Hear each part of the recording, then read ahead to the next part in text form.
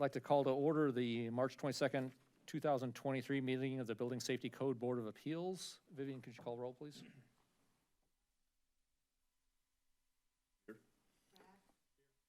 And make, here. Here.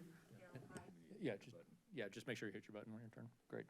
All right, we have a quorum. Approval of minutes. Our last board meeting was September 5th, 2013.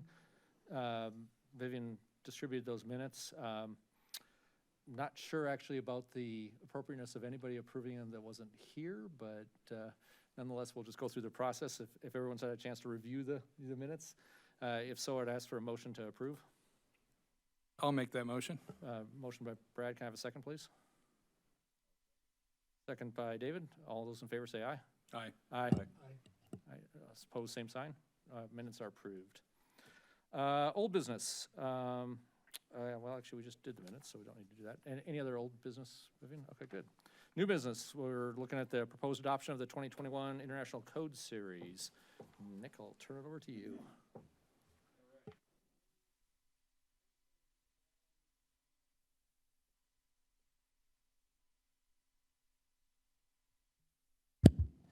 There you go. All right, so as outlined in the memo, we are looking to adopt the 2021 ICC Code Series. We have some, we've tried to minimize the changes and amendments that the city of Urbana is making themselves and stick, as closely to the code as we can for simplicity and clarity. As a whole, we've removed quite a few amendments from the past and worked to get those to make sure they correspond with the appropriate codes moving forward. Let me grab.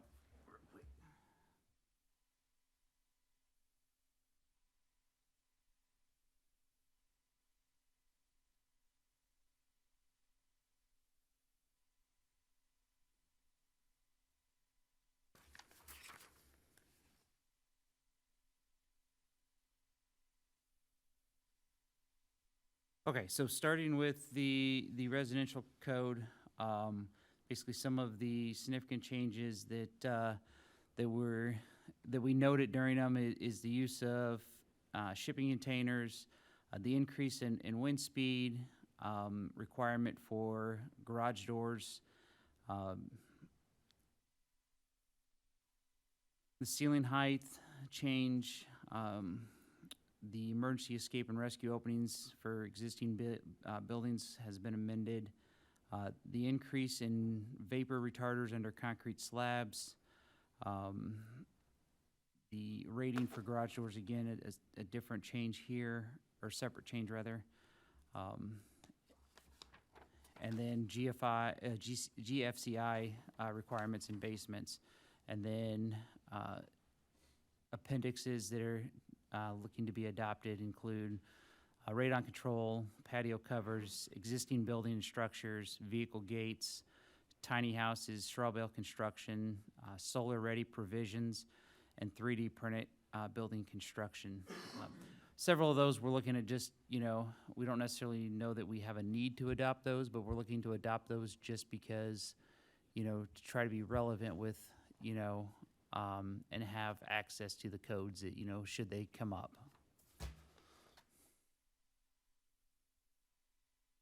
So are there questions or concerns? Yeah, I think that's a good idea. Why don't we just do it like question for section at a time? So that's good. Yeah. Board have any questions for staff as it relates to the proposed changes to the IRC? Nick, I just have one. Is the 10 mil vapor barrier thing related to radon? Is that a reason why you went from 6 mil to 10 mil? That's in the code itself. Okay. So I was just pointing out that change. Oh, is it? Okay. Yeah. Because it used to be 6 mil, didn't correct, it? Yeah. Correct. Yeah. It's actually one of the changes in the residential code itself is moving to a 10 mil. Oh, okay. So okay. So that's not a change that we're making Not organically. correct. Got it. Correct. It's a Okay. change in the code itself. Got it. All right. Nick, just informational, tiny houses, is that a thing? Is that gonna be a thing? We get questions all the time about tiny houses. And there's speculation of actually a development up in Northwest Urbana, along with Carl Hospital and some other organizations. They're looking at doing something for medically fragile population that also have, housing needs. So that's something that there's several organizations that are working on. So, but in general, yes, I mean, for the last 3 to 5 years, we get regular inquiries about tiny houses. One of the big issues, and zoning is working on that, is also just kind of how that relates to zoning, and number of units on a property. So, that's kind of, they got to go kind of hand in hand. But it's definitely, we have interest, I think that's part of Urbana's nature, right? People want to kind of, have those small, there was talk there several years ago, in fact, across the way, on one of those existing parking lots, south of Lincoln Square, doing kind of an arts, building out there. So, but that never went anywhere, so.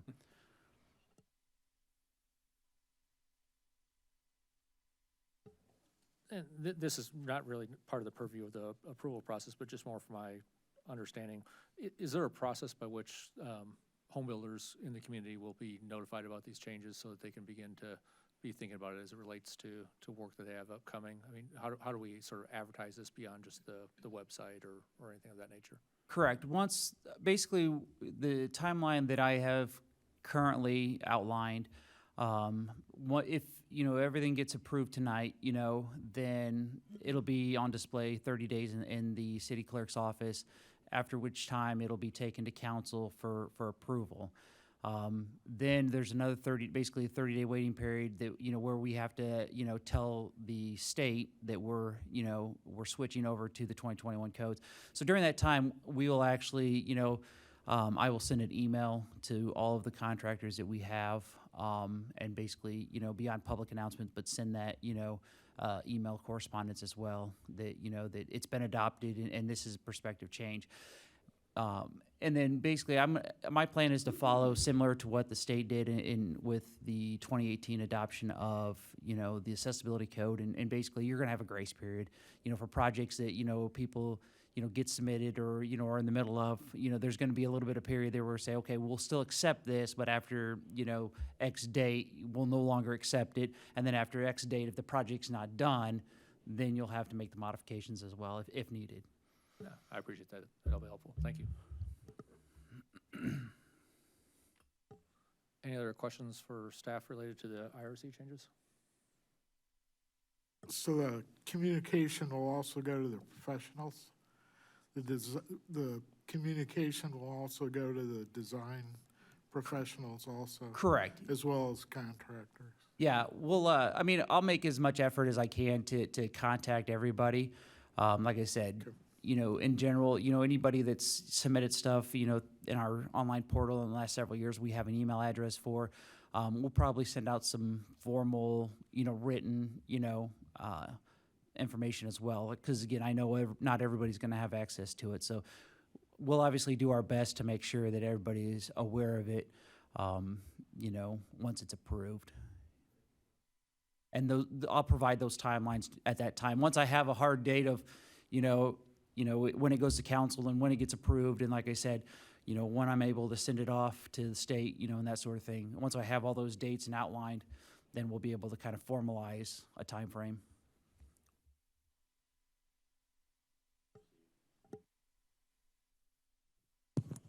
Now, okay. Yeah. Also in the IRC, that looks like Nick and I might not have communicated on. It's not in either of our memos, but the fire department had influence on the IRC for a proposed change that we're looking at. We overlooked the sprinkler requirements in 1 and 2 family housing, but we are proposing residential sprinkler systems in 1 and 2 family homes over 5,000 gross square feet. So that was one significant change that the fire department has pushed for. And just some brief history on that, just looking back at the data, with those large houses, most of them are in a specific geographical location in our city with larger setbacks delays the initial operations time that it takes to get lines in place and actually combat fires. And it's caused us to look at that data that tells us that all the houses that we've literally burned to the foundations have been in large open floor plan structures. So there's a couple of specific properties in Urbana that led us to this, and those were derived from previous incidents. So And that is in the model codes. yeah. That he mentions. He is correct. It was missed on calling it out on the significant changes. You guys have any questions about that, or you want any further explanations?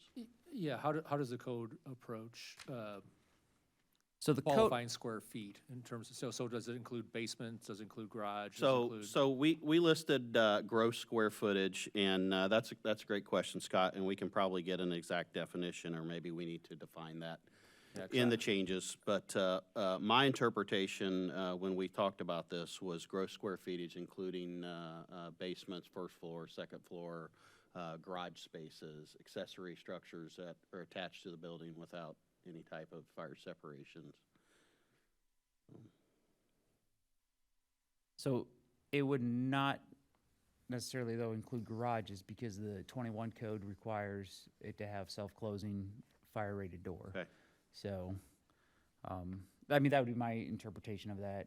So- My initial thought was just, we have a couple of houses in Urbana that have attached garages that have 5 or 6 cars, garage spaces. So those are very concerning for us, excuse me.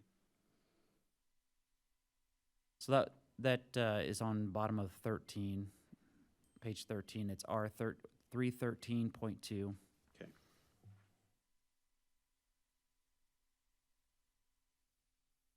So as you know, the code itself says that, they want every house to be, sprinkled.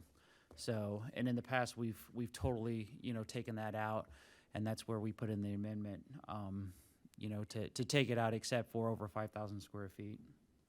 And that doesn't, again, if you look at the exception on the top of 14, it basically, again, if the house is existing, like many other things, we would not require them to retroactively install it.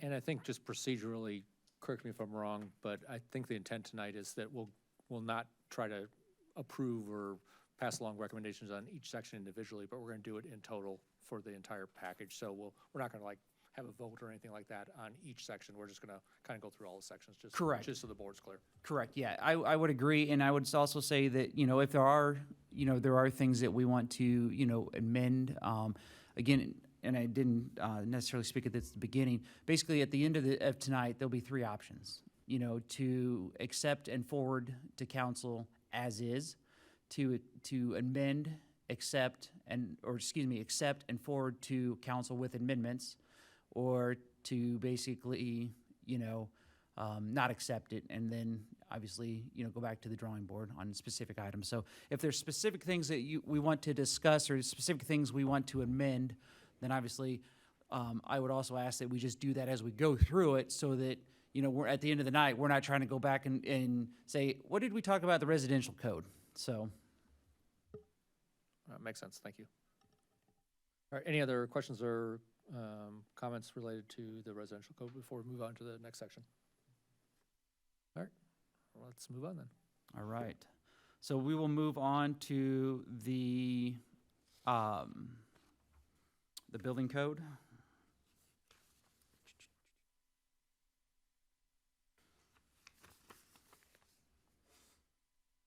All right. So, so again, there's minimal changes that we've made. If anything, we've reduced some of the amendments that were previously in there. So some of the significant changes from the 2009 to the 2021 that were noted include play structures, hyperbaric facilities, combustible dust, grain processing and storage, medical gas systems, higher education laboratories, occupied roofs, Mass timber was probably one of the biggest things that has changed, and really that's changed even from the 2018 to the 2021. Some fire alarm occupant notification requirements have changed. Stairwell illumination, so that's increased. Previously, it was 1 foot candle, it's increased to 10. Automatic doors, and that's basically for the larger occupancies. I believe it was 300 occupants or more. You know, you're required to now have an automatic door. Vehicles, charging stations, you know, making those also accessible. Bottle filling stations also was added to make those accessible as well. Efficiency units, they actually reduced the square footage on the minimum requirement for an efficiency unit. Again, mass timber, special inspections for deep foundations, special inspections for fire stop inspections in Group R for exceeding 250 people. Again, shipping containers it was added also to the building code, and then fire protection during construction, and that was added to for water supply.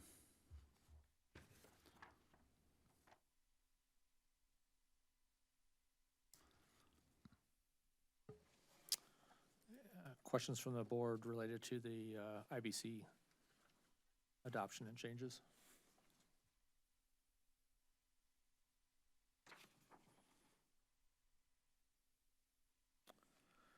Nick, could you speak a little bit to the, just thinking from a practical standpoint, can you speak a little bit to the special inspection for the fire stopping systems?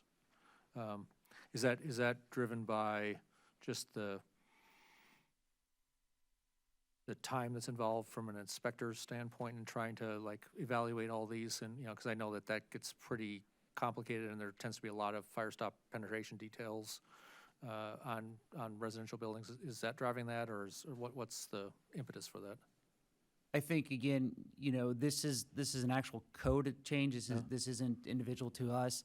I think a lot of it has to do with, again, you know, the loss of property, loss of life, you know, the size.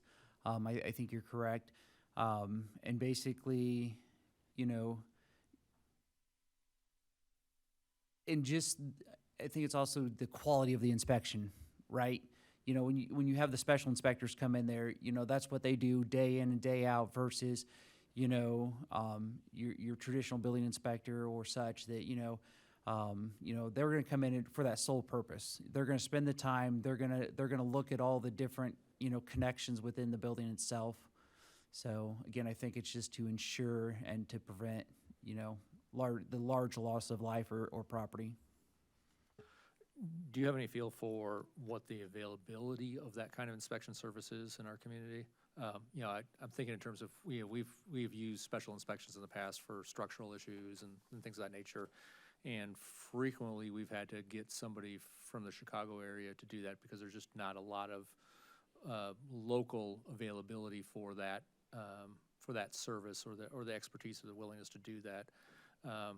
Just from a practical standpoint, I understand what the safety component is to it, but from a practical application standpoint, you know, is that something that developers or contractors or owners will be able to procure that service in a reasonable manner in our community? I mean, I would say in the last 7 years that I've been with the city, there's only one instance in Urbana that I can think that we exceeded 250 people. Okay.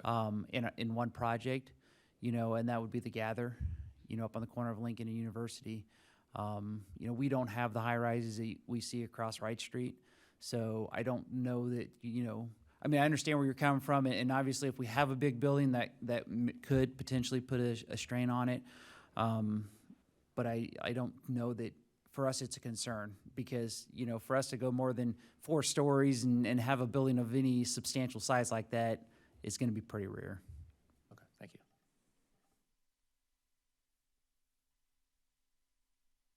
Sorry, one other one then. On the fire protection during construction, and maybe this is more a fire department question, what, is that something, you know, is that spelled out in the code in terms of what sort of GPM that has to be provided or something like that? Because I'm assuming that's to serve hoses or something of that nature. Oh, I'm sorry, it's in the IBC 3313, the fire protection during construction. It was talking about an available water source. Again, that's resulted, I think, in a lot of what we've seen in larger cities where they, have the larger banks, or excuse me, the larger buildings, and they start demolition and they take out the fire suppression system first, and so this is more of maintaining that there's something there, that can be hooked to. And it goes basically both ways. It goes as they're building up, it needs to be available, or obviously as they're tearing it down, it needs to be available. Or even currently with the County Plaza being remodeled, we required that, that they kept the standpipe in a workable position, so. Yeah, that makes, in fact, I sort of answered my own question when I thought again about 3313, so that's in the existing building section, so, yeah, I was thinking it was related to new construction, and I thought, no, never mind, so, thanks. And it's really just safeguards against all construction, but a good portion of that, the meat and potatoes of that is that it requires fire protection water to be on site before combustible construction materials come on site, so. Thank you. Yeah. Any other questions from the board related to the IBC significant changes? I have one on the automatic doors at accessible public entrances. So that's in the 2021? Correct. Okay. So does that contradict what ADA says now and also Illinois Accessibility Code? We get that question all the time, whether they need to provide an automatic door, and it's not required by ADA or IAC, so. So, incorrect, and this is actually, like, I'm gonna look it up real quick, but I believe it's like, over like 300 occupants. Oh, okay. We're not talking, every, place that, has accessible entrance is gonna have to have an automatic door. Let me look real quick and I'll tell you the exact number on that. Okay.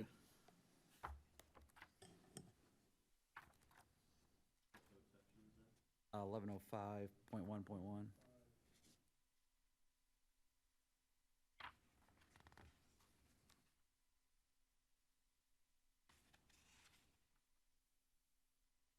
Okay, so for A1, A2, A3, and A4, it's occupant load greater than 300. For B, M, and R1, it's an occupant load greater than 500.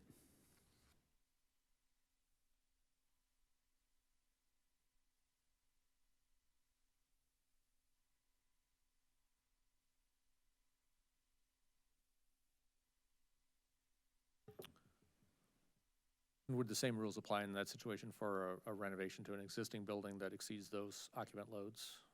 Or would that be required to retrofit at that time?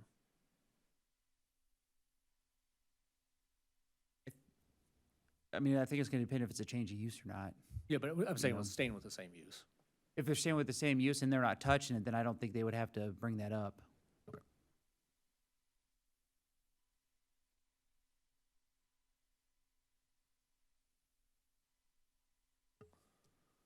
Any other questions related to the IBC? Yeah, I just wanted to beat this dead horse a little bit, 3313 again. So just so that I'm clear on this, new construction, before combustibles are on the job site, there has to be a water service maintained that's accessible on all floors, summer, spring, fall, winter. So that's just a pipe. That doesn't mean they have to have water to it. It just Yeah. means they have to have a pipe But that's that pipe's available. got to be installed and maintained Correct. before combustibles can be installed. And Correct. so is that an inspection process that would take place? Would that be an inspection?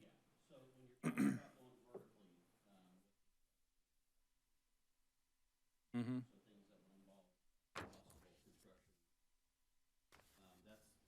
That's where we require that to go vertically into the building. The very first part of that, what I spoke to Mr. Kunkel about, was having a large development, like a subdivision or like a mall or something like that, where you've got all the prep work done, the groundwork done, but maybe the utilities aren't fully in yet. Mm-hmm. We would not allow combustible construction materials to be on site without the you know, the water mains being installed and fire hydrants being available. Doesn't necessarily mean water service to the structure. I see. Yeah, and in your So you're talking example- about a horizontal construction. I'm talking vertical as Yeah, well. vertical only applies to construction that's not fire resistive or fireproof construction. So, and then in that case, it's literally just a dry standpipe attached to the building somewhere. So those are where you get water usually flow. installed in stairwells? Mhm. And so that really means that stairwell needs to be to the point where that vertical piece can be put in. Or they And can, that's- they can mount it on the outside. It could be a temporary one that's just affixed to the outside of the building that, you know, is taken down, you know, later on, once the, you know, they've secured the inside. Because again, you know, obviously, you're gonna have your sprinkler fitter come in and do your sprinkler lines and your standpipes in the stairs and stuff. So this could be as simple as them coming out and basically putting, you know, a 10-foot piece of pipe on the outside of the building, you know, with the proper connections, and then when they get the next floor, you know, the next 10 feet, you know, the next floor, the next 10 feet, you know, and capping it off. And it's literally, it can be a dry pipe, you know, it just gives the fire department the ability, should they need it or want to use it, you know, to hook to that standpipe on those floors Sure. versus having to drag hose up, you know, 2 or 3 flights of stairs, or, you know, hook to an aerial, you know, to bring it in through a window or something like that.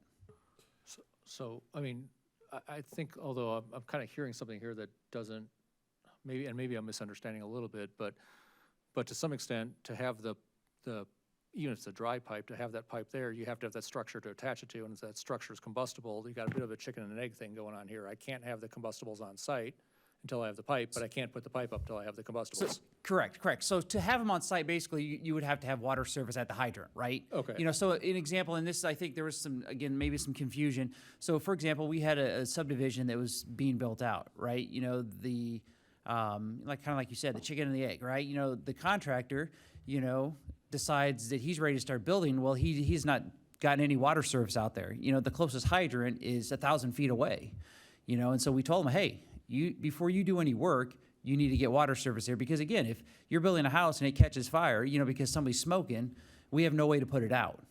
And if you've got 2 or 3 houses going, you know, and you have the winds that we've had, we may have 2 or 3 houses burning. So the same idea here. Yeah, the pipe doesn't have to be there. So they can build the first floor, you know, but then they would need to, you know, get water to the second floor. They build the second floor, you know, to the third, then they need to have water to the third. So yeah, the building would have to be there first before they go or vertical. But they would need to have water accessible. In most places, you know, locally, you know, they're gonna already have a hydrant there. You know, they're not building too many high-rises in a brand-new subdivision. Sure, yeah. So, Okay, all right, so there's really kind of a couple steps to it. There's a, I'll call it like a site development water source, you know, which is at a hydrant level, which is before you want to have combustibles showing up on a pad site.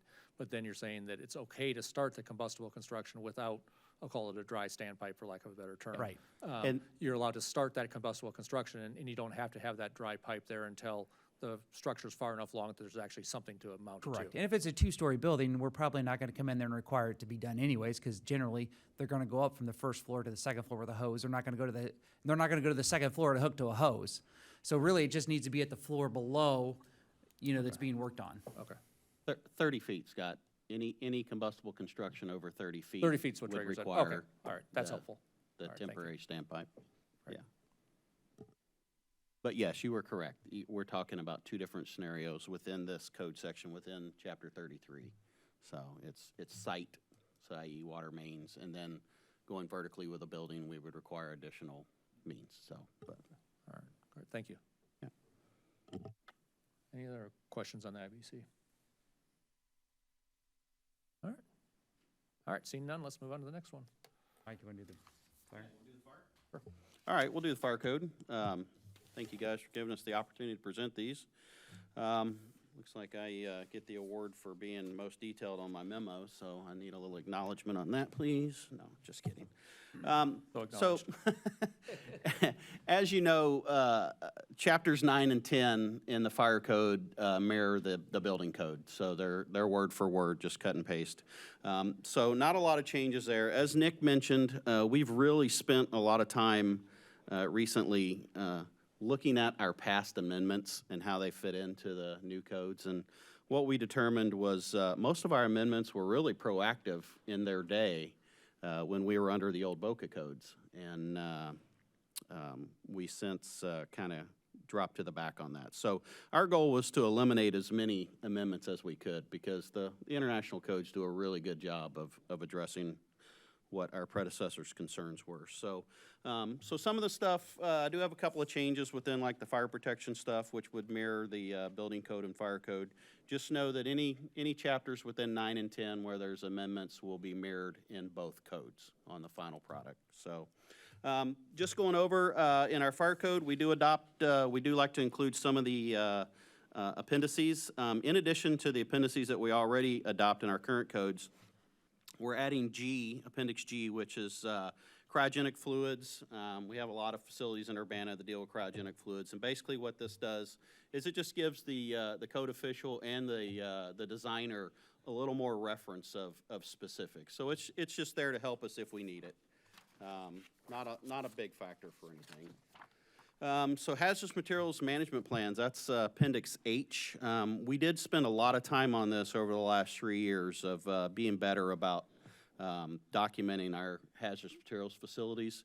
And we did take this management plan as defined in this appendix, and we actually created what we're calling an HMMP. And it's a packet that we've put together that we distribute to these business owners, and it just allows them to fill.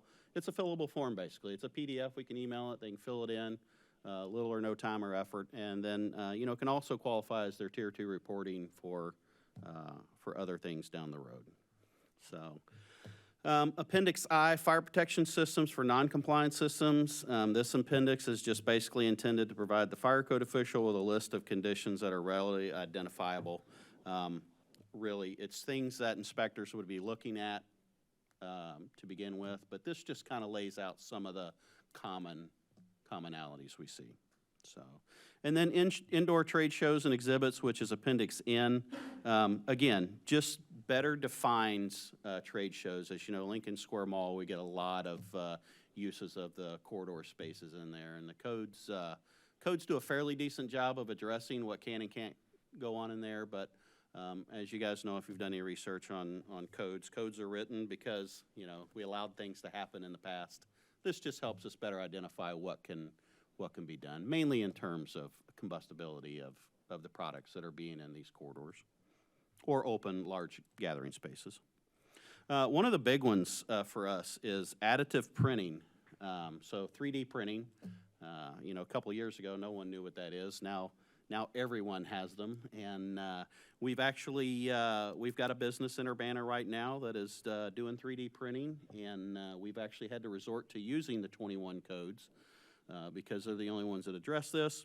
But basically, it just breaks the categories down into two. You basically have the novice user, the non-industrial use, and then you have the industrial use. So these codes are very new. It's not a local amendment. It is an ICC addition. Moving on, Chapter 5, our changes are coming over. This is an existing local amendment that we've had to our previous code sets, but this addresses motorized gates and doors. In the past, we've required either a Knox key switch or a siren-operated sensor to operate these gates. Sadly, the siren-operated sensor was well ahead of its technical abilities and failed miserably. So we are taking it on the chin on that. However, in the world of technology in the digital age, since we originally adopted these changes, we are on an 800 megahertz radio system in Champaign County now. So what does that do for us? That allows us to operate gates and doors that have this system on it, just as you would your garage door remote. And these are all encrypted and specific to our channels, so no average Joe can have this. They wouldn't have access to it. But what it does do for us is it allows anyone who's an emergency responder or first responder in Champaign County to have access to these buildings off of specific private frequencies that are already built into our radio systems. So we have several of these in the city now under some voluntary compliance, and they're working very well. So we're a couple of years into this. So we've decided to eliminate the siren-operated sensors and replace them with this. And it's, like I said, it's going pretty good. Built into that, under the existing gates and doors, as we had with the siren-operated sensor, which we never enforced, we are asking that we set a sunset date for compliance. This is relatively what we consider an inexpensive upgrade, roughly about $500. That's for the device and labor to install. But we would like to establish a sunset date of January 1st of 2026. Give these almost 2.5 years from adoption, I guess, to get that done. Yeah, and so right now, our motorized gates are mainly on our, construction facilities where people are keeping stuff, but mainly it's apartment buildings. Big thing with the new residential developments in apartment buildings is they like to have the secured areas. So it's pretty imperative that we get these gates up. The other thing it allows us to do too is by having it be a part of the code, we just know that every year when we go out for our compliance inspections, it's something that we can put on the property owners to ensure that they are maintaining these gates in a working order. So. Another ICC addition is the maintenance of fire resistance rated construction. I could see this in our areas like our hospitals where the construction rating is, I don't even know what the word I'm trying to use here, but more important, if you will. But basically what it allows for is an inspection to be done every year on this stuff if we require it. So if we had a property that's continuously making modifications, updates, they're not staying on top of their stuff, we can just require them to do a complete inspection of their penetrations and construction ratings. So again, that's an ICC addition, I'm assuming, coming from issues that have arose just throughout the country. Okay, a local amendment. We are bringing this amendment over from Champaign's current amendments to their fire code. Basically, the code can allow the fire code official to require hold open devices on doors that are commonly found propped open during inspections that are required fire doors that should either be in the closed position or connected to some sort of hold open device that activates with the fire alarm system. With our areas on the U of I campus, which is where we're more concerned about fire door operations and, the elimination of traveling of cold smoke in these buildings, we thought that it would be best to, keep that in line with what Champaign's doing. I know they're keeping this amendment proposed in their upcoming codes adoptions as well. Repair of penetrations and voids in Chapter 7 there. This is an addition by the ICC. It's just specific requirements been added for the code for repairing and replacing penetrations joints. Kind of goes back to the fire resistive rated construction, just to ensure that they're maintaining it. So emergency fire watch by fire service personnel. This is a Chapter 9 change that will be mimicked in the building code as well. But it allows fire watch for fire protection systems that are out of service. We are proposing in here that we have the ability to bill for fire watch services. Mainly used for a compliance tactic, because we are finding more and more often that we are spending more than an hour or more on site waiting for a responder to show up so that we can turn the building over. For example, a large apartment complex has a broken sprinkler line. We've had to shut the entire sprinkler system down. The fire code requires a fire watch. It requires a human being to be on site to continuously monitor the building and activate a fire alarm system in the event that there's an incident. We're struggling with getting people to give us local emergency contact information. A lot of people go through an answering service, which we'll get no calls back on, and then we'll call back and like, well, we paged the maintenance guy, but he's not responded. We only have 5 fire companies in the city of Urbana, and we can't afford to leave one sitting and babysitting a sprinkler system. So We put this in our category of false fire alarm fines.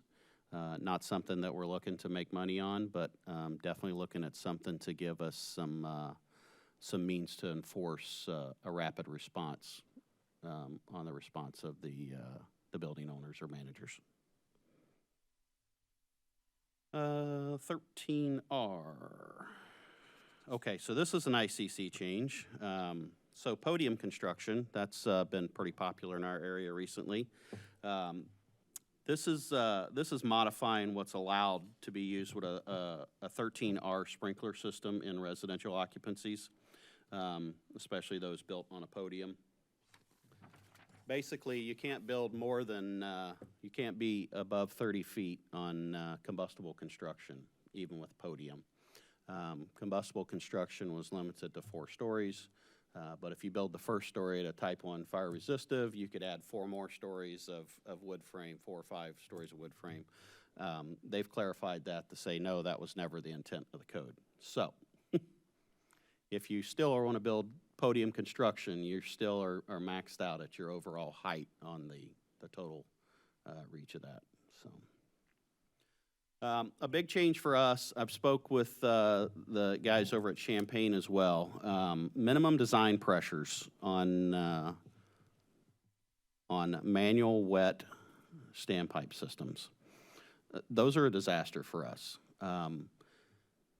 Traditionally, that would not be too much of an issue because if you're on a standard city-sized lot and you're building vertically in a sense that requires standpipes, it's pretty simple to calculate friction loss as an operator of a fire engine, just based off of height. The problem that we've seen, especially in Urbana, is we have a lot of unique shaped lots that get some very unique construction for residential. And we're going up to 4 and 5 stories on buildings that are literally 1,000 feet long.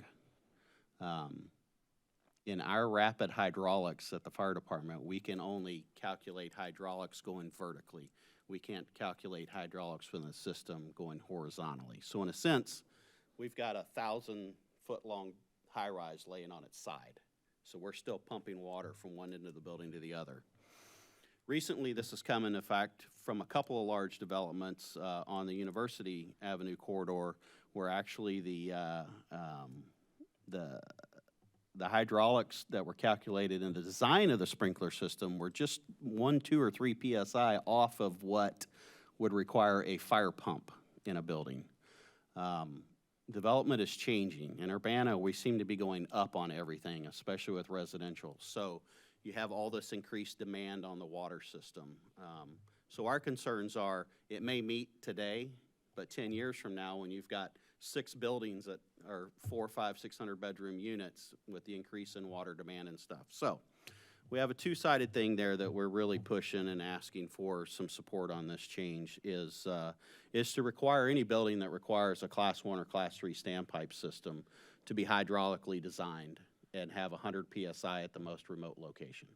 So that is written into NFPA 14 on the design of those systems. I will tell you that for the most part, it will require a fire pump in a building, which is an expense to a building, but it's of our opinion that it's life safety, and we're already spending a lot of money on this project anyway. Easy for me to say, it's not my checkbook, but these are definitely things that draw concern to us. So, okay.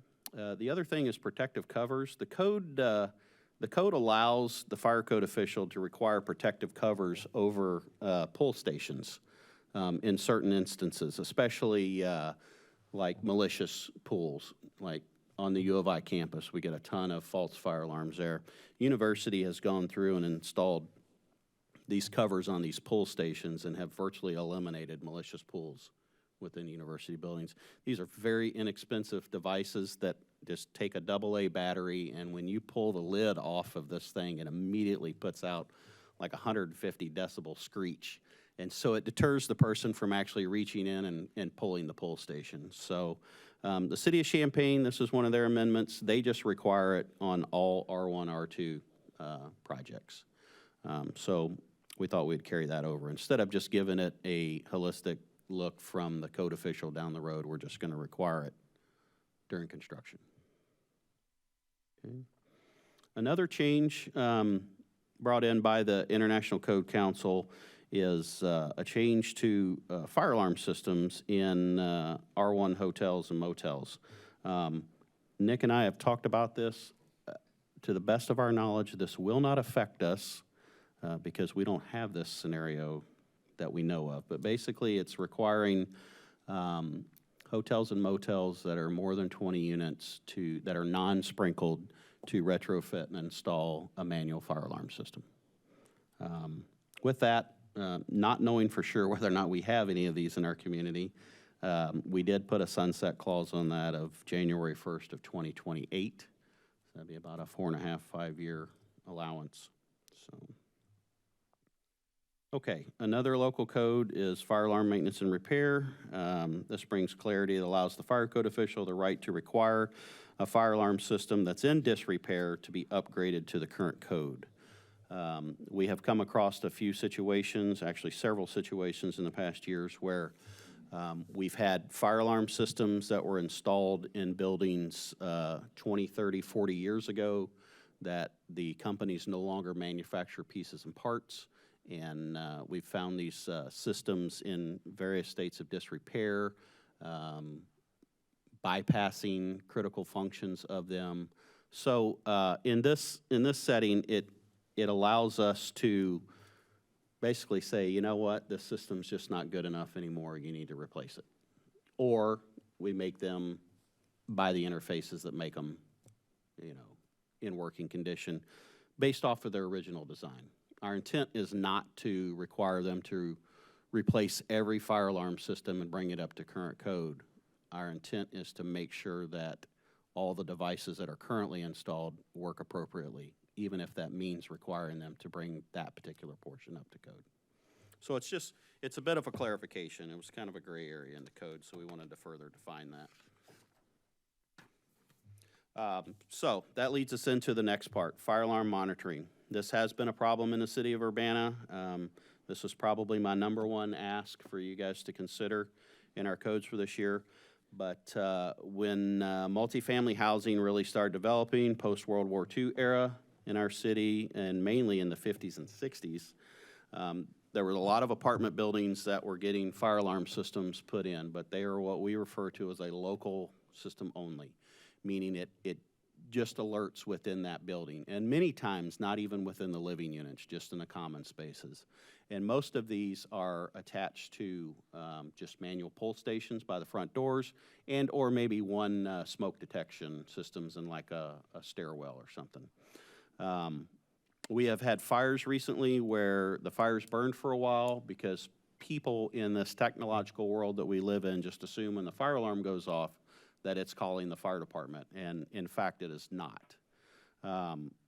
In the technology upgrades that we have in fire alarm systems, in the past these required landlines, phone lines to be run to the buildings, dedicated circuits, monthly fees for those, plus monitoring services, things like that. So everything's wireless and cellular now, and they're like 38 times more reliable than the old phone lines. So I sent out some information to a couple of different fire alarm monitoring companies that do the dialers, and on average, utilizing some of the 12-unit apartment buildings we have in southeast Urbana, we're looking at about a $600 cost to convert these over to monitored systems, with an average of $25 to $50 a month for monitoring fees. So it's our proposal that we set a sunset clause of January 1st of 2028 to have all manual fire alarm systems, local fire alarm systems, monitored. And the last addition that I have is for the International Code Council. It's not a local amendment, but basically it requires certain construction sites, as determined by the fire code official, to have a fire safety plan and have someone on site that conducts daily inspections of the property. We have had this issue in the past. Most of our construction sites that are combustible construction, we'll put up a no smoking policy right off the bat on those. But this allows and puts some of the shared requirements back on the builder to ensure that their site is fire safe. And for those of you that are in the industry, you probably already know we have at least a $1 million fire loss in buildings under construction every day in this country. So it's a significant problem. And when these buildings are in their vulnerable state, they tend to wreak havoc on all the buildings surrounding them as well. That's all the significant changes we have. We did remove a lot of stuff from the code, as we said earlier, but you guys have any follow-up questions? Anybody? I've got a couple, but I don't want to dominate, so if somebody else wants to go first. First one is on the maintenance of the fire resistance rated construction. I know that's an ICC change. Does it spell out a mechanism for what's expected of owners or how they're supposed to maintain those records, or is it something they have to submit, or what does that really mean from a practical standpoint? Okay, well, let's see what we say here.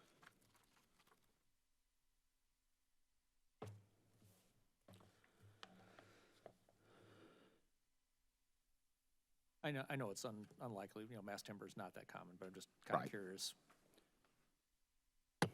So in the code text here, it says the owner shall maintain an inventory of all required fire-resistant rated construction installed to resist the passage of smoke, and the construction included in certain sections within the code. Such construction shall be visibly inspected by the owner annually and properly repaired, restored, replaced where damaged, altered, breached.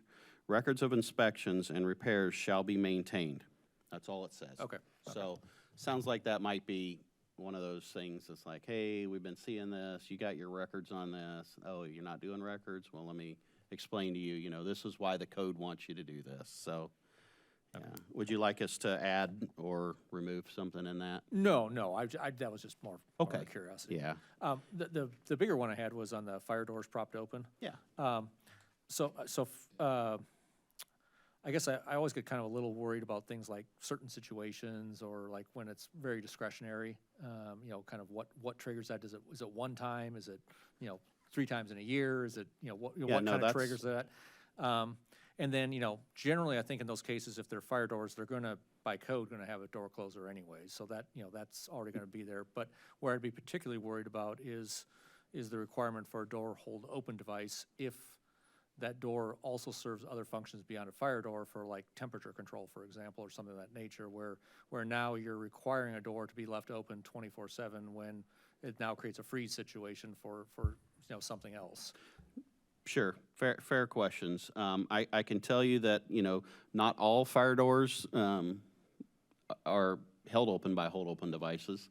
Like I said, I just did some inspections at one of the local hospitals that areas where fire doors are meant to be closed and are being propped open with, door chocks. They've installed the little flip downs. So, to get to your specifics of your question, no, it doesn't define how often we see. It just states that, the fire code official has the authority to require hold open devices in situations where continued violations come.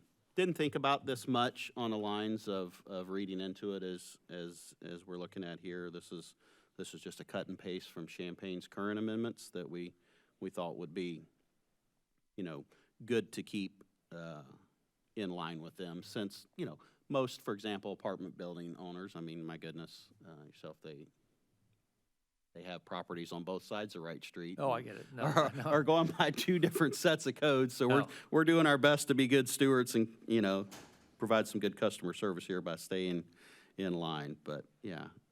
And I appreciate you actually bringing that, because I'm actually on the Champaign Code Yeah. Code Review Right. Board as well, so Yeah. I didn't even actually realize that was in there, so Yeah. we're gonna be meeting here soon, so. Yep. But like I said, I do question the blanket requirement perhaps for a door hold open device, again, when it's gonna create other issues.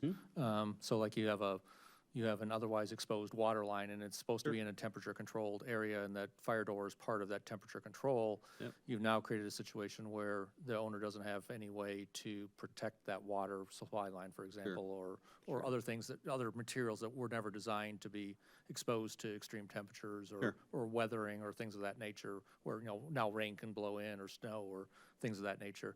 And I guess I'm wondering if a door hold open device as the universal solution is really the best way to deal with that.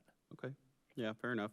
So, obviously not written in black and white, but it's my opinion that, I'm not gonna design anything for them. I'm just gonna say, listen, you've got a door here with a closer on it, and you've got a rated jamb and a rated door. This tells me as an inspector, this door is Supposed to remain closed. Yeah.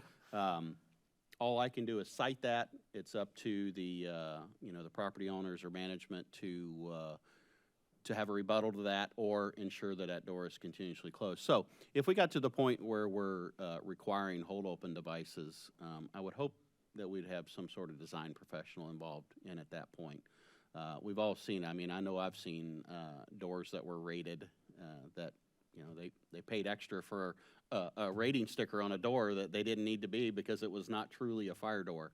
In the field, I don't know that, but as a design professional, you would have more information on that. So, I think the other thing to consider here, and I know I've done this in the past, when you come across this situation where they, continually bring a brick in from outside to prop the door open, sometimes we see it just the opposite. They put the door there because it's, it's not mechanically cooled or heated, so they want to open it up in the summertime to get the breeze through there.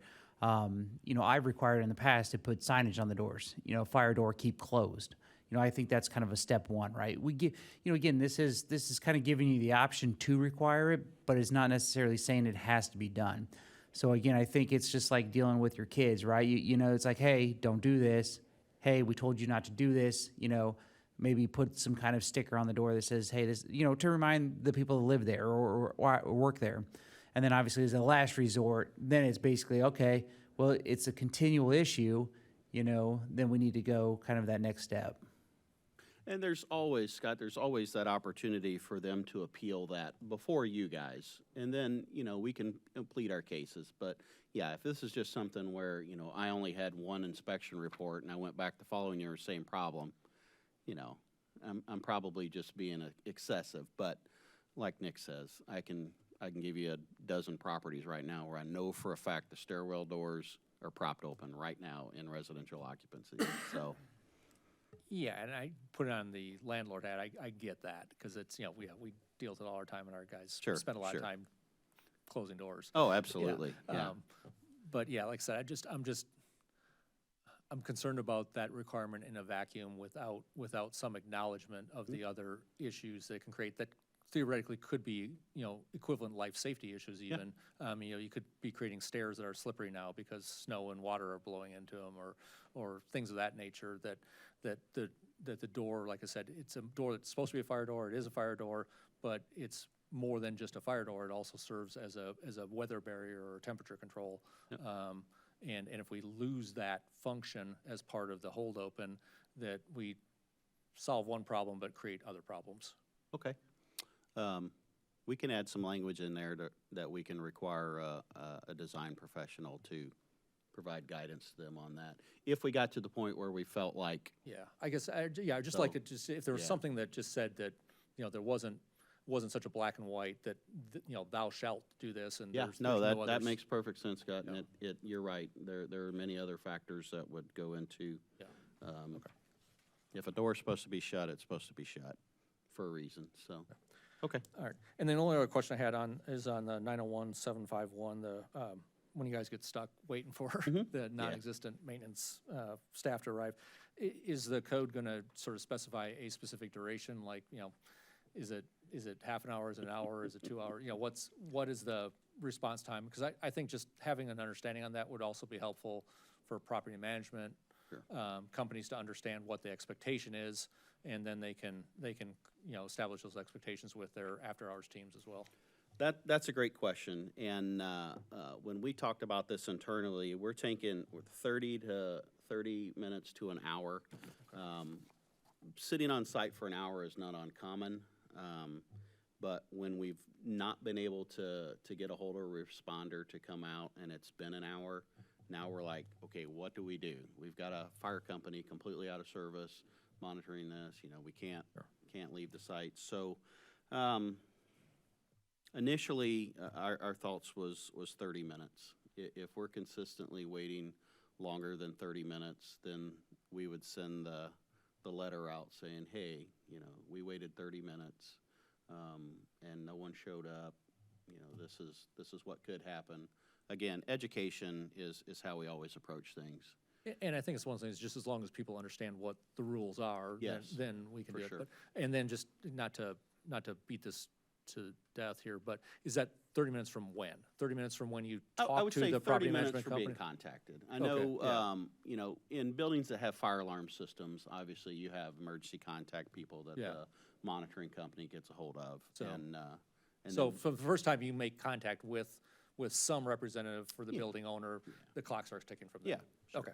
And I think just another thing to point out with that, in the actual code itself, which is on page 66, it actually states the fire department may bill for fire watch services. So again, it's not saying that they're going to bill for that sort of thing. So again, they kind of have their own internal policy of 30 minutes or whatever, but that gives them the option, like, hey, 35 minutes, hey, we're not going to bill. An hour and a half, then we have the right to bill you for the services that we've, because again, if they have to call in, additional staffing or whatever, or something like that, I think that's just something to note, that it states that they may. Yeah, and I appreciate that discretion and your discretion in the application, but like I said, if we can, the more specificity we can have, it's also easier for property managers to create expectations amongst their team in terms of what they need to be able to So, comply with. I'll pose a question then, especially to you. Would 30 minutes be an issue? It depends. So I guess I can't speak for everybody, but I know Sure. for our staff, probably half of our staff live in, I'll call it the immediate Champaign-Urbana area, but the other half could be St. Joe, Monticello, Leroy, Philo, and to get them here in 30 minutes, they're going to break some laws. So, Okay. yeah, so. That's th- a that- fair statement. Yeah, So, and so so, they could be, they could literally hop out of bed at 2 a.m. and throw their clothes on, and, it's gonna take them 5 minutes to get out the door, from waking up at 2 a.m. And if they're much more than just a bedroom community of Champaign, it's gonna be tough to get here in the 25 minutes that are left. all right. You okay with an hour? Hour, I think, is really realistic, because You I would be unhappy if we had maintenance staff that we thought the response time was gonna be more Okay. than an hour, so. All right. Does an hour sound okay for the rest of you guys? All right, we'll add that to it then. Yeah, I mean, on Tuesday at 2 o'clock in the afternoon, it's easy, but. For sure. But, Yeah. And I will say, most of the monitoring companies that most of you guys work with, they do let us know, hey, we got a responder coming from, Danville, will be there in 40 minutes. yeah. That's okay. Yeah. So, okay, Cool. thank you. That's all I had. Okay. Mike, Sorry. I would suggest maybe we just add that at the end of that, the sentence, the fire department may bill for fire watch services in excess of, 60 minutes. Yeah. Okay.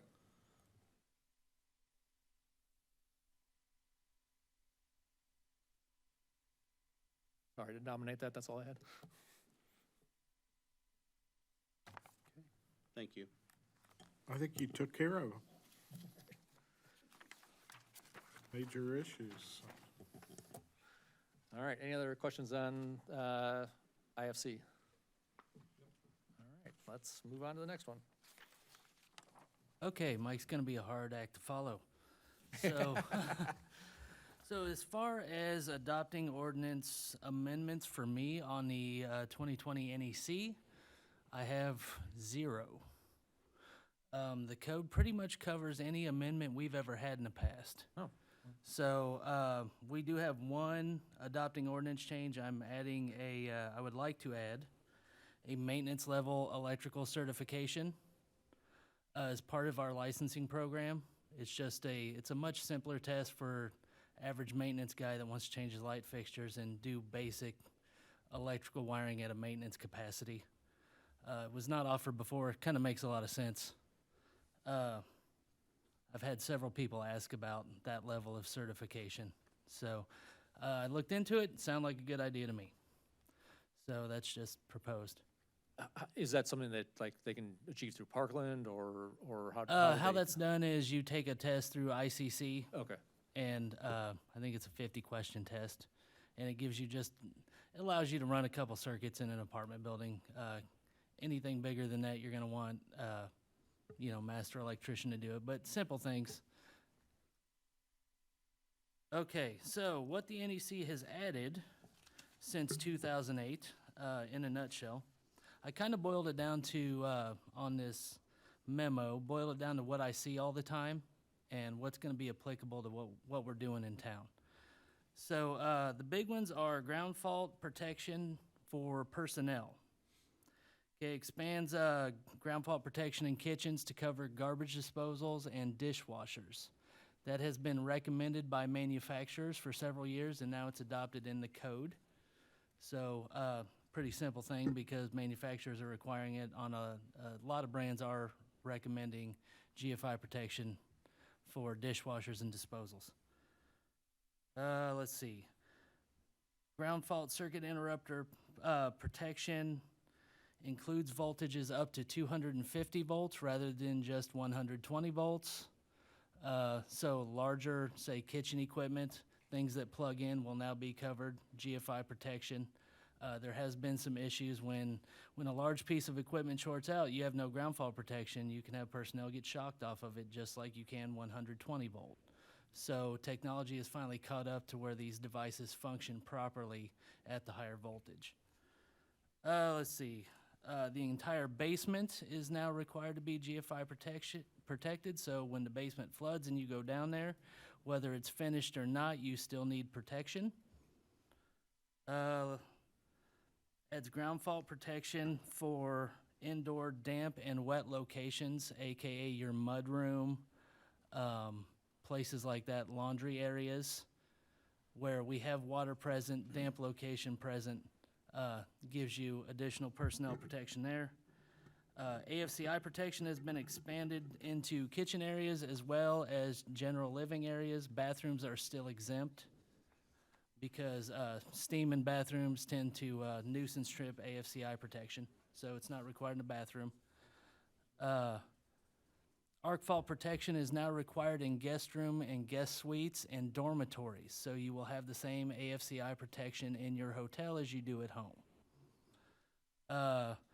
Dwelling unit receptacle outlets expands minimum requirements in garages and includes a dedicated garage circuit. That is for EV charging. It basically requires that you have at least a dedicated circuit for your garage so you can plug in an EV. Now, most EVs prefer to have a 220 volt charger with that, but that is not required in the NEC. Surge protection, it is now required to have a whole house surge protection on all 1 and 2 family dwellings. An emergency disconnect is now required on the outside of 1 and 2 family dwellings. That has been a best practices thing for electricians for a while now. Most guys are putting disconnects on the outside of houses anyway. All ceiling boxes in habitable spaces shall be ceiling fan rated. If it is in a space that can fit a ceiling fan, it needs to be rated for a ceiling fan. We have had that fight for years. And finally, the NEC adopted that one.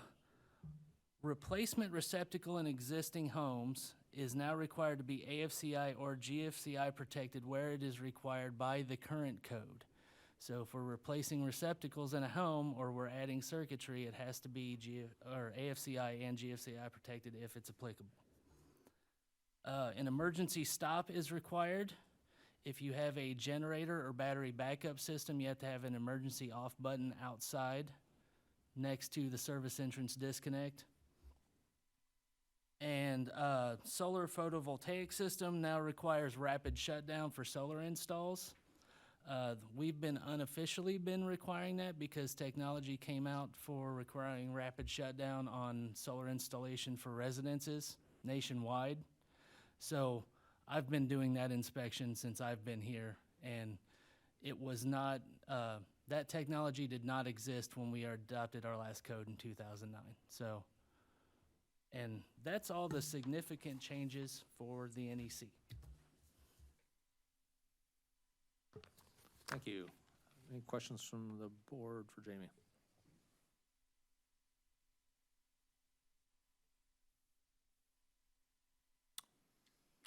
I've got a question just in general.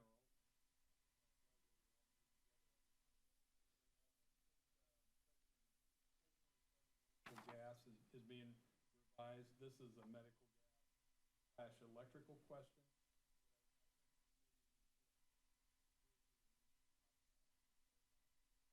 Drowning a medical gas. And I don't know if you've researched that or not, but we're running in.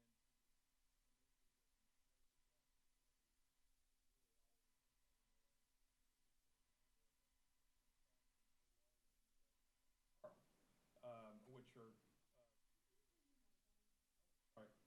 yeah, sorry about that. Which are complete with brand-new medical gas systems and 12 ORs.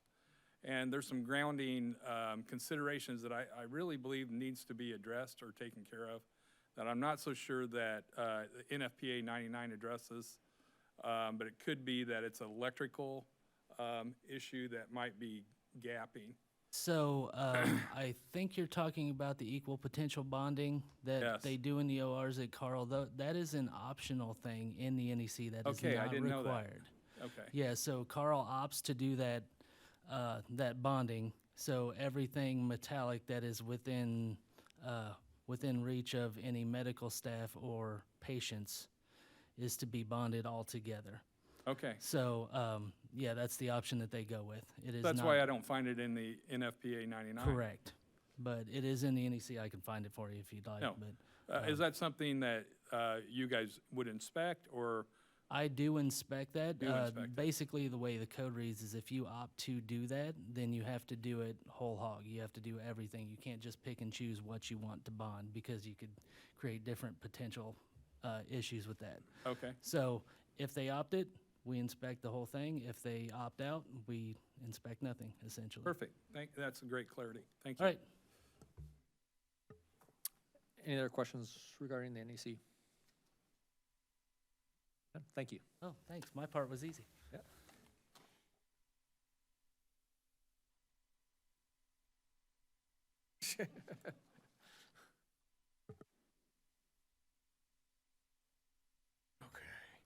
Hello? Okay, so for the property maintenance code, we only have a couple of amendments. We're basically taking out a lot of the old adopted ordinance, because the new property maintenance code pretty much covers a lot of what we adopted in 2009. So the first amendment we're proposing would be section 107 and 108 are referring to Article 3, and I believe that's what Mike came up and gave you a new copy. That's basically just referring to the Board of Appeals and the means of appeals for, any landlord who might have any questions or refutes anything that we might cite on a rental inspection. Section 109.4.1, failure to comply tickets, basically it's just staying the same. I know myself, and I think Mike has had issues with, we'll go in, we'll do an inspection, we have due dates on these inspections for compliance, and we'll have landlords or maintenance working with us, but they won't complete the entire list, and they will let us know beforehand. And we've had tenants call us upset with their management company, basically saying, well, your notice and the ordinance says that you shall write a ticket. And so they're basically demanding that we write citations, even though management is working with us. And so we have to have that battle with tenants saying, well, we're not gonna just write fines to write fines, management companies are working with us. So we wanna change shall to may, so that it's up to our discretion. Just a little bit of background. My understanding is prior to the last code adoption in 2011 for the 2009, it was May as well. So they decided at that point, they were kind of encouraged to switch it to shall. And again, as long as I've been with the city, it was always directed to us as not as a shall, but as a may. So basically, we just want to clarify that and have that option again, if they're working for us. I mean, because again, it's a last resort, right? If they're not going to comply, then obviously we want a means to get compliance. But for the most part, like I said, if we work with them, then, you know, I mean, I think that's evident through not having, you know, board meetings for the last 10 years. You know, if we work with the landlords and the tenants and the property owners and such, we can get things accomplished that need to be accomplished. And then, so for our last amendment to the previous adoption, we're proposing basically just removing 702.4, which is the means of egress, and that's basically what I said at the top of this was the code book basically covers every single section that we had in the previous adoption, so there's no need, it's pretty much redundant to have the means of egress word for word in our new adoption and also in the code. So we're proposing just removing that because it's pretty much verbatim the exact same. And then as of sections added to the 2021, or at least the major changes, so in chapter 5, non-potable water reuse systems and abandonment of systems is basically just maintenance of those systems. So if you have a water collection or any sort of management company or landlord has them, it basically just requires them to maintain it. If they don't want to maintain it and it's disconnected, then it gives them the option to remove it. But that's just, you know, if we're seeing more of these, you know, rainwater collection systems, we're just requiring landlords to maintain them and keep them up. Section 704.5, fire department connection, is basically just referring to the fire department's, you know, water supply connections. So if it's not,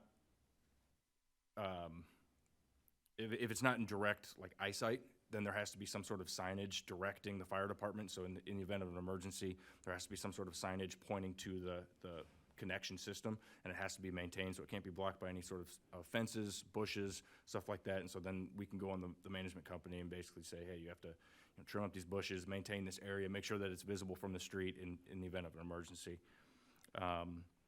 Section 704.6.2 is interconnection, basically just requiring, so we have, you know, in these rental inspections that we do, we look at a lot of older buildings that have just battery-powered smoke detectors. So this basically just requires, if the building is wired in with smoke detectors, then it is required to stay wired in. So you can't have landlords going in, you know, they don't want to continue to use their wired-in system, so then, you know, they tie off the wires, block it off, and then just put some battery ones in some obscure place. So this just requires them to keep the wired-in system if it's already been there. And that's not requiring them to put in a wired system if it wasn't previously wired. And then the power source, 704.6.3, is basically just requiring a battery backup. So in efficiency units, when you just have a one room and you have one smoke detector, it is required to be tied into the power source in the building as long as it's through commercial means, and it has to have a battery backup. And so that's all that's requiring.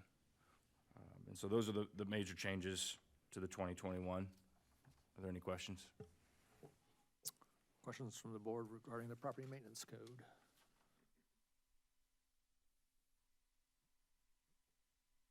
All makes sense, thanks. Perfect.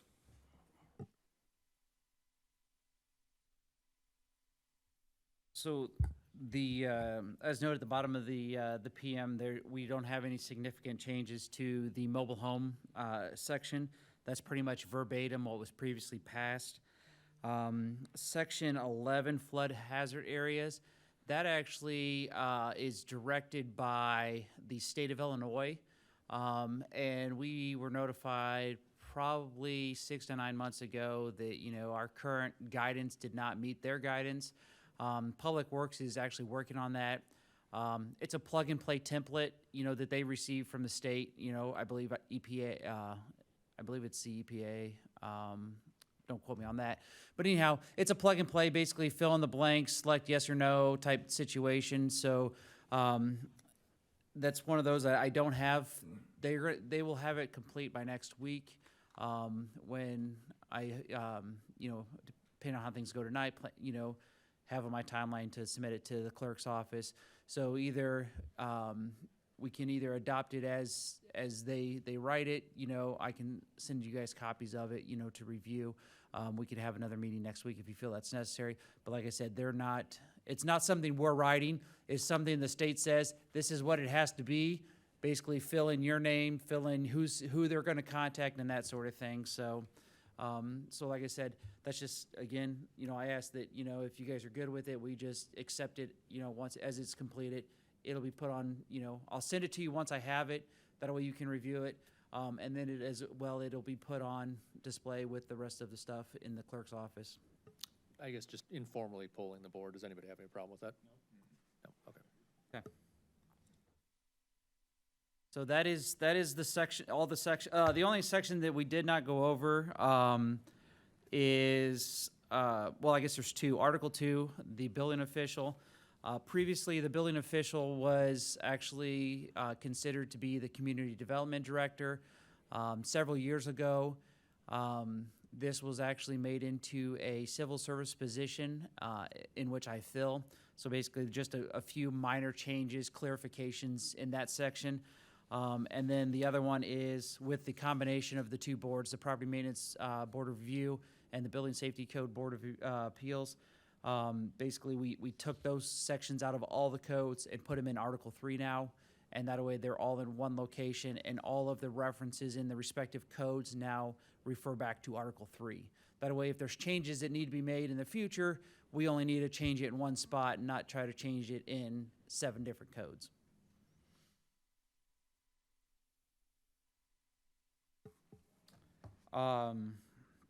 So Corey Ireland, who's the plumbing and mechanical inspector, is not here. Basically, again, you know, there's nothing new there. I mean, as far as significant, you know, basically, you know, we're going with what the, you know, what the code says, or, you know, revisions that have been previously adopted. So he did not feel that there was any significant changes that needed to be reported. I just had actually one general question about the plumbing code, and I apologize for my ignorance on this if I've been oblivious to this entire time, but I did note that the adopting ordinance talks about adopting both the Illinois plumbing code, which I don't think we have a choice for, that's, you know, that's a state mandate, but it also says that we're adopting the international plumbing code in parallel with that. And again, you probably know much more about it, Brad, than I do, but I guess I don't think Champaign does it. I think they just, the only governing code is the Illinois plumbing code. And so I guess I'm surprised by the adoption of the international plumbing code in parallel with the Illinois plumbing code, because I guess I've never even thought in terms of consistency between the codes. Like I think I know of some areas where it's inconsistent. And I guess I was curious about the decision, or if that's always been the case in Urbana. That has been the case previously. We have adopted both, and basically, we only use that when it would be more stringent. You know, there are a few areas that the Illinois Plumbing Code does not cover that are covered by the International Plumbing Code. There's been actually a few instances in recent time, you know, within the last probably 6 months to a year, where we've referred back to the plumbing code just for some additional clarity. Okay. Like I said, first and foremost, we enforce the Illinois Plumbing Code, but it's one of those, if we can't find direction in the Illinois Plumbing Code, we've gone back to the International Plumbing Code. So if the Illinois plumbing code spoke specifically to an issue, even if there was a more stringent requirement in the international, would the Illinois plumbing code still govern, or would you then apply the more stringent from the international? So generally speaking, we will stick with the Illinois Plumbing Code if it's addressed. I don't know that we go, you know, that Corey goes back and digs through the International Plumbing Code, but like I said, I know there's been a couple instances here, you know, recently where we've looked for some direction, and the only place we found it was in the International Plumbing Code. Okay. And I can't remember off the top of my head exactly what it was, but I do recall that that's when we ended up finding some direction. Yeah, because I think one significant one has to do with occupant load, in terms of how the Illinois plumbing code computes occupant load, and then the fixture counts obviously are predicated on the Illinois plumbing code's methodology. I think the International Plumbing Code, you know, references more the International Code Council approach to occupant load, which actually, in many cases, creates occupant loads that are twice what the Illinois plumbing code would create, and can create some really big disconnects in terms of fixture counts. Yeah, I would say that we do not use that on a regular. Like I said, I believe we've only used that when we don't find the direction Okay. in the Illinois Plumbing Code. It's kind of as a resource, I guess, more than, you know, an adopted code that we're going to say, well, this is the more stringent, you have to follow this. This is more of, hey, this is the Illinois, like you said, Illinois Plumbing Code's law. Like, you know, Right. we don't have a choice but to Yeah, use and we that. can't even modify it. I mean, it's- Correct. Yeah. Correct. You know, we can't hear appeals for it. We can't modify it. That's that. And like I said, it's more of a resource, but unfortunately, we can't really, you know, just call it a resource, you know, because how are you gonna enforce it if it's not, you know, if you don't adopt it? Nick, could we add some verbiage to that where the State of Illinois Plumbing Code takes precedent? Yeah. Would that be something you'd Um, consider? Yeah, no, I think we could definitely, Yeah, I think that's a great idea, because that really addresses my concern is Sure. that I think, you know, codes tend to be internally consistent. And if you try to mix and match codes, you get some wonky results sometimes. Well, truthfully, Corey is excellent at helping us define that, but, you know, Corey's not always here, or might not always be here. sure. So could you add in the code listing, take out the International Plumbing Code and put the State of Illinois Plumbing Code? So, yeah, so I'm looking at page 30, top of page 30.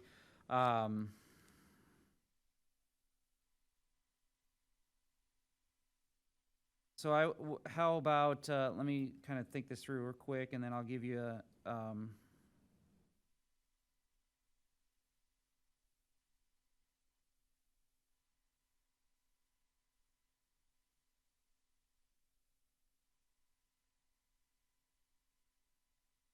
so if we,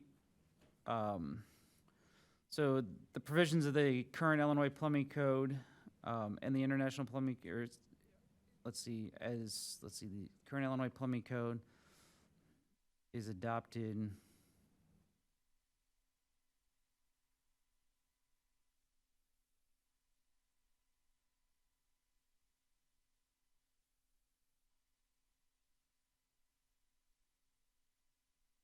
So maybe I'll just rephrase it. The International Plumbing Code will be adopted as a secondary to the current Illinois Plumbing Code? How does that, as a secondary reference? Yeah, you could say something like that, and you could say that in the event of conflicting requirements, the Illinois Plumbing Code shall govern. Yep, no, I like that. Okay. And I'll get these modified and sent out to you guys tomorrow. And that way, again, we can kind of, before we put it on, you know, display, we can kind of make sure that, you know, we're all on the same page.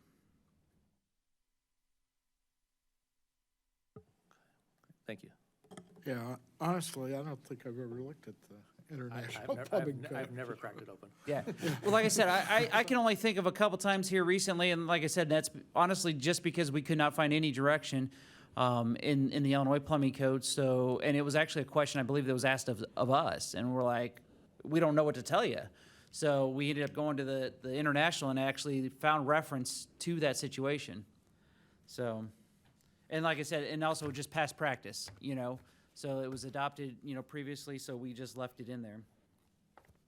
All right, any other questions from the board related to mechanical or plumbing items? Does that get, oh, sorry, go ahead. Are there amendments to the International Mechanical Code? I believe, there's no new amendments that I'm aware of. Yeah. The amendments that are in there are ones that, again, that were amended, you know, since the last Okay. code review. Thank you. Uh-huh. Nick, is there anything else that you want included in the presentation before we move on to consideration? I don't think so. Thank you. Michael, you're good?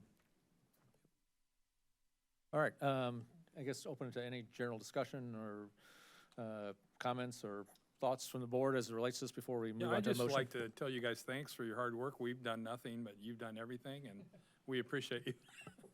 Absolutely would. I think that's could be echoed for everybody that's sitting up here. It's easy for us to spend an hour and a half just poking holes at what you've done, but you've spent the hours and hours of time to really think through this. So thank you. And it's more than just today. It's the, you know, throughout the year, the service that you provide to keep our community safer and healthy. So thank you. We'll try to meet more often than every 10 years, too. Well, that's no news is good news sometimes. All right, so board, anything else that we need to speak about amongst ourselves here before we move on to a motion? Okay, all right. As a reminder, we've got three options. We can move to approve as presented, we can move to approve with some specified modifications, or we can move to deny as presented, and then staff goes back to the drawing boards and comes back to us with something new. I am. Sure. I move that we accept the adopting ordinance as presented, and with some of those items that have been discussed today. I'm sorry, Vivian, did you have? He caught it at the end. Yeah, he caught it at the end. Yeah, sorry. So, yeah, so just for clarity, yeah, so the motion that's currently before the board is to accept per option 2, which is to recommend approval, the adopting ordinance to city council, along with certain specified modifications, which are the modifications that were included within the course of our conversation and would be reflected in the minutes. Okay, could I have a second to Gary's motion? I will second that. Our second from Brad. Any other discussion on the motion? All right, all those in favor, please. Oh, actually, let's do this by roll call, Vivian, so there's no question here.